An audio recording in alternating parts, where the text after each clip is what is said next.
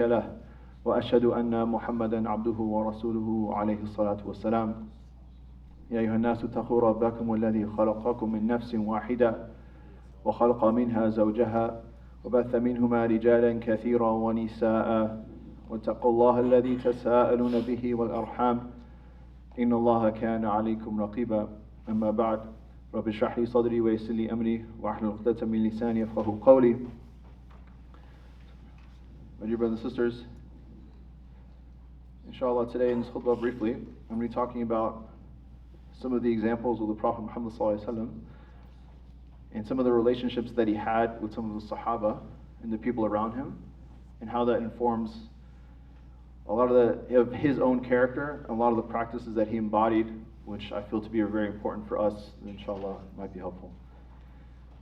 There's a lot of people thinking today, a lot about how do we organize, how do we create power, how do we do things that help people, how do we do things that are effective in a lot of communities, how do we stop injustice, how do we stop oppression.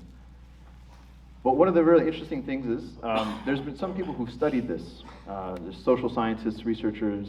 There's one lady, for example, her name is Hari Han. She's a professor at Johns Hopkins University in Maryland. She went to Harvard, very smart lady. So she looked at political movements, and how is it that why are certain ones effective, and why are other ones not effective? What makes the difference? Why is it that some work and some don't? So she studied a bunch of them, and she took a couple of case studies, which I'm going to talk about really briefly, because these case studies, for me, are very interesting and important, and they also have a lot to do with the tradition of the Prophet Muhammad ﷺ and what he teaches about how we interact with people and how we build with people. So there's one case study, for example, she says there's a group called AMOS in Cincinnati. AMOS was an organization that tried to pass universal preschool. What happened was, a couple years ago in Cincinnati, there's people, a bunch of the leaders from the city got together, CEOs and top executives and researchers and high-level people. And they saw that there's a big problem in our city of intergenerational poverty, where people who are poor, their kids are poor, their kids are poor, nothing ever really happens for them. And so they all came together and they were like, you know what, we want to do something, we want to change what's the outcomes of the people in the city. We want people to have a better life. So they did the study, and they found that the most effective thing that they could do was to establish early childhood education for these children. Because they found that one of the biggest outcomes of life success is the teachers and the school system you had when you were a child. Early childhood. This is like preschool, kindergarten. And so they said, okay, great. We're going to go and we're going to establish universal early childhood education for the whole city. Everyone gets it, no matter if you're poor or not. They went to the city council, and the city council said, that's nice that you have this idea, but we already have our budget, we have set things, we have our own priorities, et cetera, et cetera.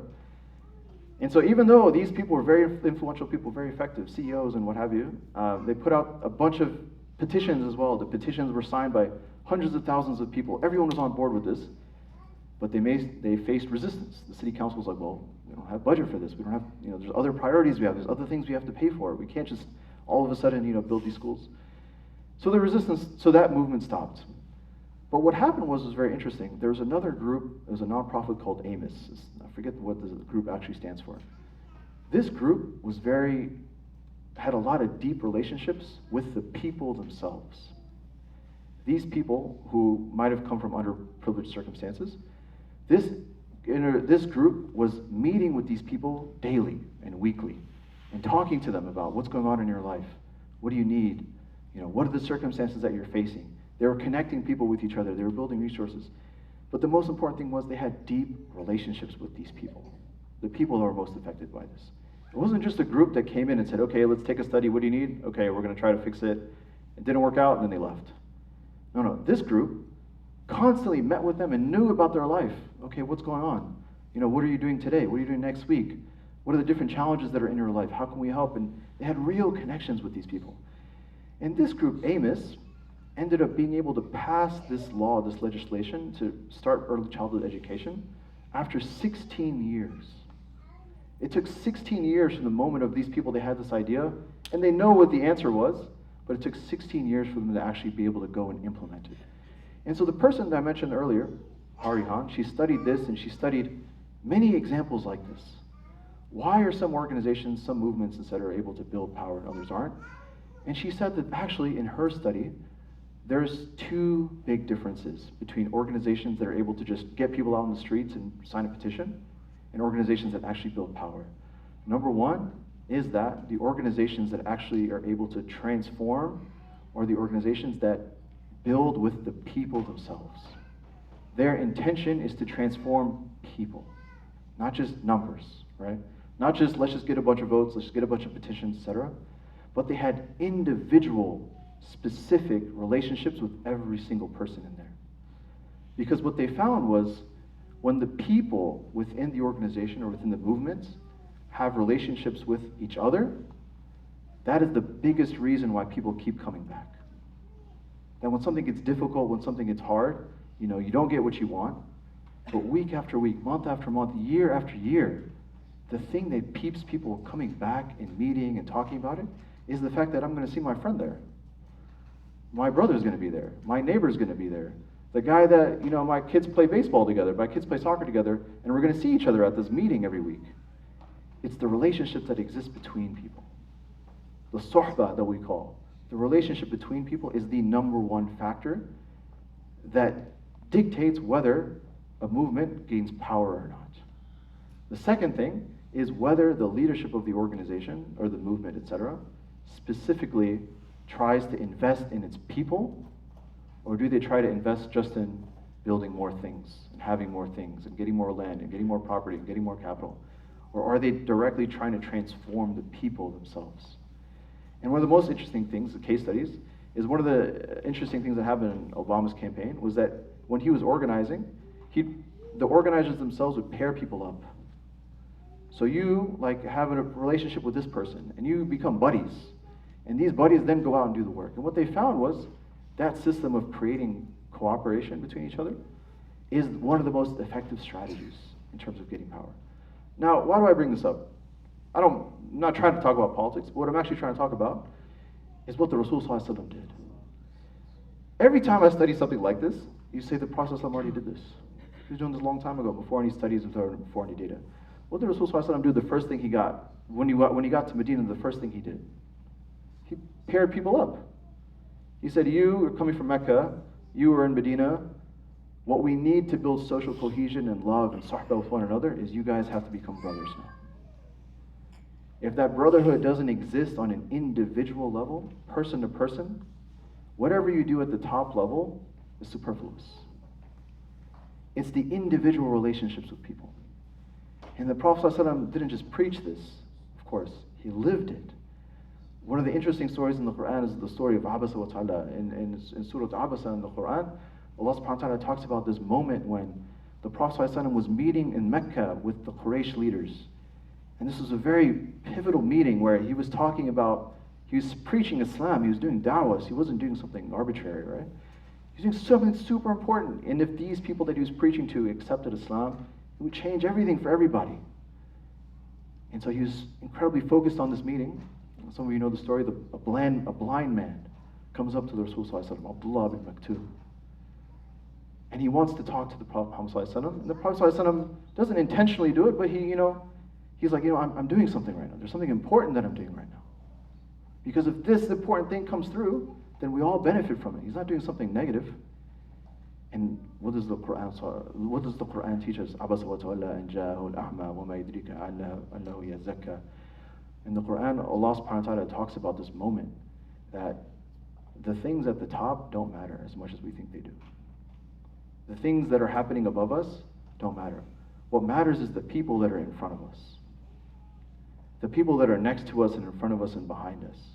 We think a lot of times that, there's things happening at the top and we can't control it, therefore nothing matters.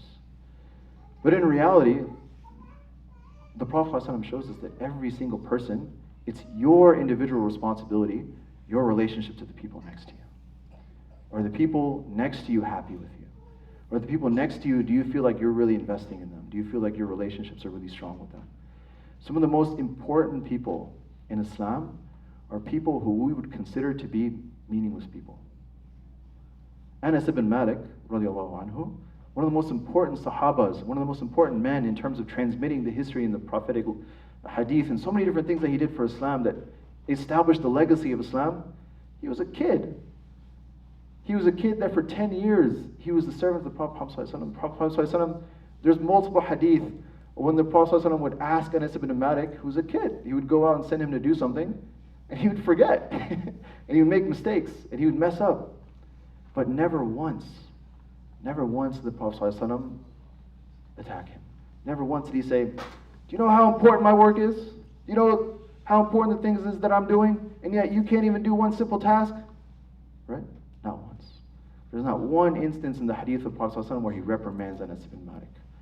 Because he was rahmatun lil alameen. He was a man whose mercy encompassed everyone. There was no person that was more important or less important. There was no individual that was, okay, this is the guy. If we get this guy, this is the most important. No. Everyone is encompassed and everyone is important when he was in front of the Prophet ﷺ. And that man that I mentioned earlier, the blind man, Abdullah ibn Maktoum, when the Prophet ﷺ, when they would go on campaigns outside Mecca, outside Medina in war, Abdullah ibn Maktoum became the governor of Medina. Those people that we talked about earlier, the people that he was trying to convince, those people died as kuffar. But Abdullah ibn Maktoum, that blind man, somebody who in social society we might say is, just a regular, he's not like the most important guy, right? He's just a regular guy. No. Prophet ﷺ paid specific attention to him, invested in him individually, that each person individually matters. Each person deserves respect. Each person deserves investment. That man ended up becoming the governor of Medina. There's multiple instances. There's one more story. Abu Hurairah, another man. Abu Hurairah radiallahu anhu was functionally homeless. He lived in the masjid most of the time. The reason he had a cat with him because he was living amongst the animals and the people. Abu Hurairah is somebody whose name gets mentioned over and over. Any dars you go to, any study you go to, any tafsir you go to, he's a man that's revered and mentioned between billions of people over time. This man was functionally homeless. But this is a man that the Prophet ﷺ invested into and treated with respect and treated with dignity and treated with honor. Because the Prophet ﷺ shows us in the example that he teaches us is that our priorities of what we deem to be important in life are often arbitrary. They're often things that we think, oh no, this is the most important thing. That's the most important person. This is the most important resource. If we just do that one, the Prophet ﷺ teaches us everyone is important. Every human being deserves the mercy of Allah subhanahu wa ta'ala. Every individual human being that's in pain or is in suffering deserves relief. Every individual person in our lives, especially family members, who are sometimes the hardest people to deal with and sometimes the biggest impediments, right, to our own happiness and success sometimes. Those are the people that the Prophet ﷺ had the best relationship with. Because he says the best of you are those who have good relationships with your family. And so in this khutbah, this is the message that I'm really thinking about these days, is that Allah subhanahu wa ta'ala oftentimes tests us with our own sense of importance, right? Our own sense of good. And oftentimes, it's the easiest to hurt people when we think we're doing good. Because that's when arrogance creeps in. When arrogance creeps in, we become unable to distinguish what's right from wrong. Because everything feels right? When arrogance gets into the heart, we're unable to determine, it's actually very rare that people do things out of a sense of pure evil. It's very rare that someone does something knowing that this is wrong and I'm going to do it anyway. People often do things politically, financially, with their families, that they feel like they're acting out of their own best self-interest, right? They feel like, I'm doing the right thing. Those are the actions that end up actually harming people even more. It's when we have a sense of self-righteousness, when we have a sense of self-importance, that what I'm doing or what I care about or the things that are most important to me are the most important things in life. But in reality, what Allah subhanahu wa ta'ala tells us is Allah's pleasure should always be paramount. The way we're able to get out of that loop of arrogance and self-importance is by remembering that all of us, first of all, are equal. The only ones that are valuable and are people who are valuable in the eyes of Allah subhanahu wa ta'ala. It's the people who Allah loves, or those who they love Allah. And the way that they love Allah is by their relationship with other people. Or other people around you, do they feel safe with you? Do they feel happy with you? Do they feel a sense of comfort when you're around? Or are you the person, when they walk in the door, everyone gets kind of everyone gets kind of quiet. Because they don't feel like, I don't know what's going to come out of his or her mouth. I don't know what his hand or her hand is going to do to me. I don't know, I can't tell this person anything that I want to do, my secrets, my ideas, my stuff, because they might take it from me. Or they might put me down. Right? Allah subhanahu wa ta'ala, through the example of the Prophet Muhammad teaches us that the actual most important, most effective thing that we can do is treat other people well, a lot of times. Because that is a form of worship in and of itself. Because if Allah subhanahu wa ta'ala is paramount for us, if He is of most importance, and we are trying to worship Allah, then that necessarily has to show up in our relationships with people. If our relationships with people are not good, if people have gripes against us, if we've hurt people, if we've said something to people, what are we going to say when we go to Allah subhanahu wa ta'ala? And we're going to tell them, no, but look at all the good I did. And then those people are going to come to us on the day of judgment, and they're going to take from us everything that we did from them. And so I remind myself first, and everyone, and to conclude, to bring it full circle, even in the studies that have been done in political movements, those that are the most effective are the ones in which the people within them have the most sense of unity and the most sense of, I care about this person next to me. One interesting statistic, which just blew my mind, there was a study done of pro-life movement. The pro-life movement itself is the movement that believes in stopping abortion rights, that women shouldn't have abortions. I'm not taking a side either against it, but the interesting statistics is nearly 50% of the people that join that movement don't actually believe in pro-life. Shocking statistic. Why? How can that be? Because the people that end up joining it, roughly 50% of them join because someone else that they love or that they know are going to it. Think about this. They end up dedicating their life to a political, moral cause because they felt like, oh, my friend is there, or my neighbor is there, or my sister goes to those meetings, or my brother goes to those meetings, and they just want to hang out with that person. And they get involved in this whole project.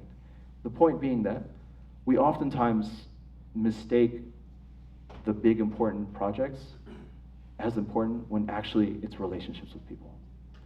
Relationships with people transform everything else. It's the Prophet ﷺ's relationships with individual people where every single person thought that he was his best friend.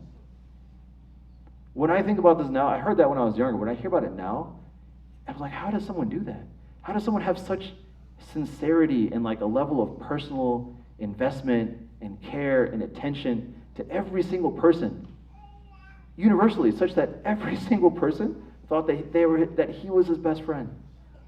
It's a level of compassion and a level of sincerity and care for other people that can only be done when Allah is our focus, when Allah's pleasure is our focus. We're not worried about what this person is going to say back to me or do to me. We're not worried about if I give this person this, they're going to take advantage of me. Our intention should always be, is Allah happy with me? Is Allah happy from this interaction? Because when we achieve the pleasure of Allah, brothers and sisters, that's when He opens all the other doors. And I always conclude with my favorite ayah from one of my favorite ayahs in the Quran. Allah subhanahu wa ta'ala says, وَمَن يَتَّقِ اللَّهَ يَجْعَلْ لَهُ مَخْرَجًا وَيَرْزُقْهُ مِنْ حَيْثُ لَا يَحْتَسِبُ وَمَن يَتَوَكَّلْ عَلَى اللَّهِ فَهُوَ حَسْبُهُ. Allah subhanahu wa ta'ala says that whoever has that reliance and that faith and that taqwa in Allah, Allah يَجْعَلْ لَهُ مَخْرَجًا. That whatever problems and difficulties and trials that they're going through, He creates openings for him or her. وَيَرْزُقْهُ مِنْ حَيْثُ لَا يَحْتَسِبُ. And He provides for that person means from which they never even could have imagined. وَمَن يَتَوَكَّلْ عَلَى اللَّهِ. Whoever relies on Allah, that Allah's pleasure is the most important thing, فَهُوَ حَسْبُهُ. That Allah is enough for him. أقول قولي هذا وأستغفر لكم ولسائر المسلمين.